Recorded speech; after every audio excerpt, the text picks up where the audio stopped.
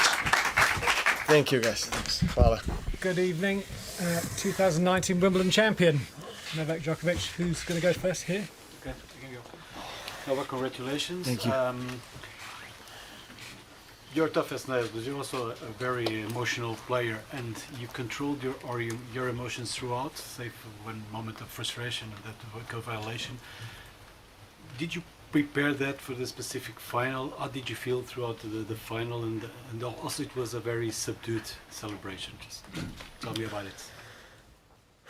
Well, it was a huge relief in the end, honestly. In this kind of matches, you work for, you live for. They give sense and they give value to every minute you spend on the court, training and working to get yourself in this position and play the match with one of your greatest rivals of all time. That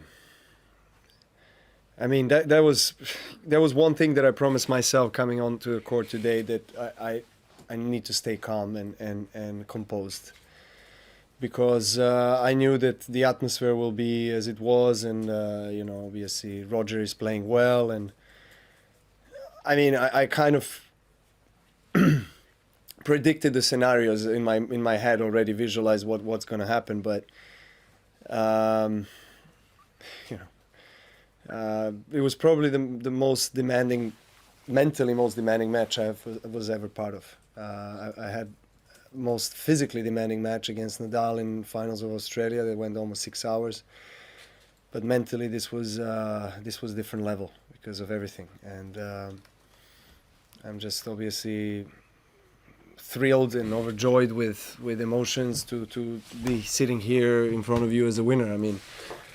It was one shot away from losing the match as well. This match had everything, and it could have gone easily his way.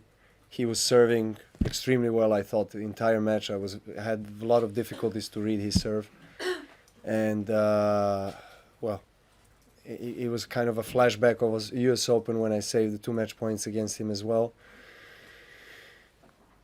But look, in these kind of moments, I just try to never lose self-belief and just stay calm and just focus on trying to get the ball back, return, which wasn't serving me very well today. But in the most important moments, all 3 tie breaks, I guess, if I can say so, I found my best game. Novak, you had your fair share of crazy matches in Grand Slams and back on wall and coming back. This one, from outside, looked like it took you something extra special to really get through mentally. Can you try to describe what it was, especially those tie breaks or match point to save and the crowd against you? Yeah, well, first of all, playing against Roger on any surface, but on grass in finals, it's a lot of constant pressure, because he stays close to the line, and regardless of who he's playing against, whether the serve is coming 150 miles an hour or as mine 120, he's there. He blocks the shots very well. He anticipates extremely well. He's so talented. He's got a perfect game for this surface. So I knew that I needed to bring in some variety in play. I needed to be sharp when the opportunity is there, when I have a shorter ball, to go for it. And at times I did, at times I didn't. I thought I wasn't, especially in the second serve returns, I was not doing well at all. I thought I had many opportunities, and I just didn't hit the ball. I didn't capitalize on those opportunities. But in a way, it's normal also to expect that there are more nerves in play, because you're playing finals of Wimbledon against Roger. So, but I thought I was most of the match on the back foot. Actually, I was defending. He was dictating the play, and I just tried to fight and find a way when it mattered the most, which is what happened. Yeah. Incredibly courageous performance from both of you, I thought. Where does that courage come from? How do you prepare or train yourself to have that courage and mental toughness in a 5th set after 4 hours? And you talked about visualizing what would happen before the match. Well, I can only speak on my own behalf. Obviously, we spoke about power of visualization and preparing yourself for possible scenarios, and I obviously try to play the match in my mind before I go on the court, and I probably could not play this kind of scenario, but I always try to imagine myself as a winner, and I think there is a power to that, and but also there has to be, next to the willpower, strength that comes not just from your physical self but from your mental and emotional self, and it's I think it's, well, for me at least, it's a constant battle within, more than what happens outside. It's really not the situations that you experience that are affecting you, but how you internally experience those situations, how you accept them, how you live through them. So I just told myself before the match, I'm gonna try to switch off as much as I can from what is happening around us, and just be there, be present. And I thought I could have played better, and I just explained why. But at the same time, one thing that probably this allowed me to come back and save match points and win this match was the mental stability in those moments.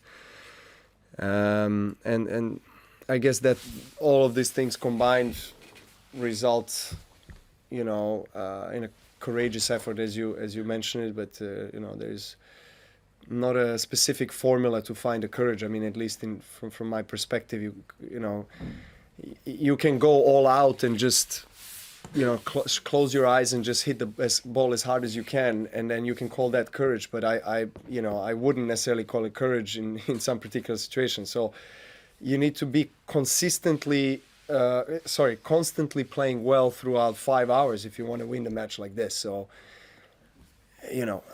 I guess there is an endurance part, but I think there's always this self-belief, and you have to keep reminding yourself that you are there for a reason and that you are better than the other guy. And as hard as the moment is that you are in, the more you have to remind yourself, the more you have to talk to yourself. I mean, that's at least in my case.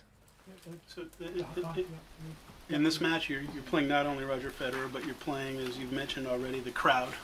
Yeah. Decidedly against, or decidedly for Roger.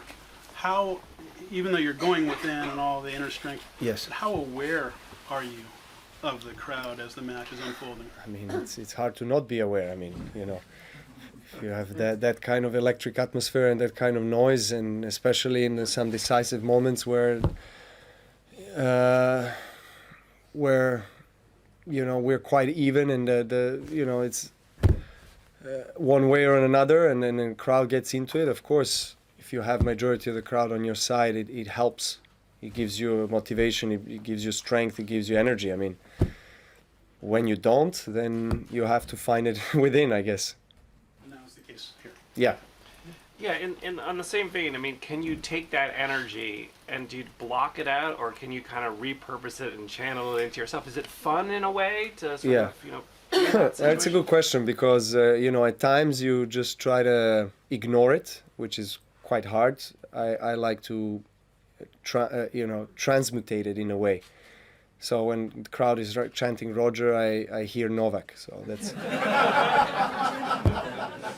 I know it sounds silly, but it is like that. I try to convince myself that it's like that. And is that like a mental training, or is that something you're doing within of course, the moment? Yeah. of course. Novak, you've been catching. It's similar, Roger Novak. When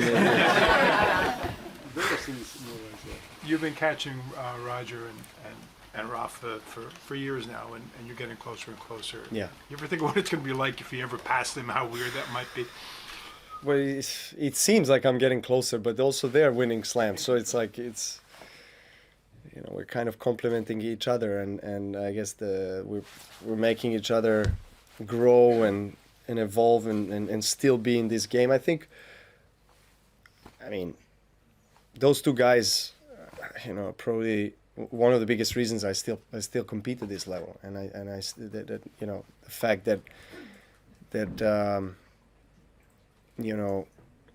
they made history of this sport motivates me as well, inspires me to try to do what they what they've done, what they've achieved, and even more. Whether I'm going to be able to do it or not, I don't know.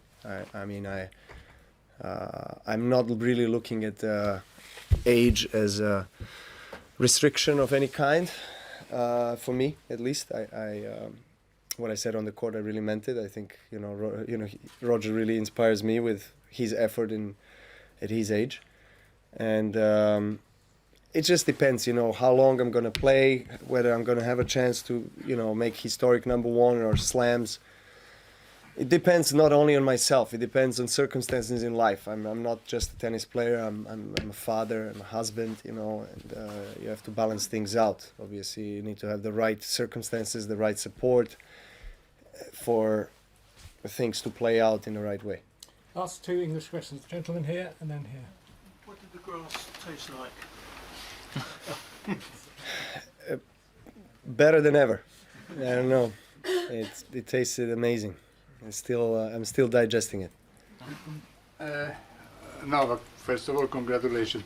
Versus Federer, you don't seem to be happy to save just one match point. US Open 2010, 2 match points. US Open 2011, 2 match points. Today, 2 match points again. Since you predict always all the scenarios, do you see yourself being 37 years old and hear people saying, "Let's go Novak, let's go Novak"? I hope so. As I said, I really, if things are well balanced and if I have ability to keep on playing, and if I of course firstly still enjoy it, because I don't have any obligation to play. I really don't have any commitment to play tennis. I play it because I really love it and I have support of the closest people in my life. So as long as that's so, hopefully in 5 years' time I can be hearing the same chants. Thank you. Thank We need you. to change language.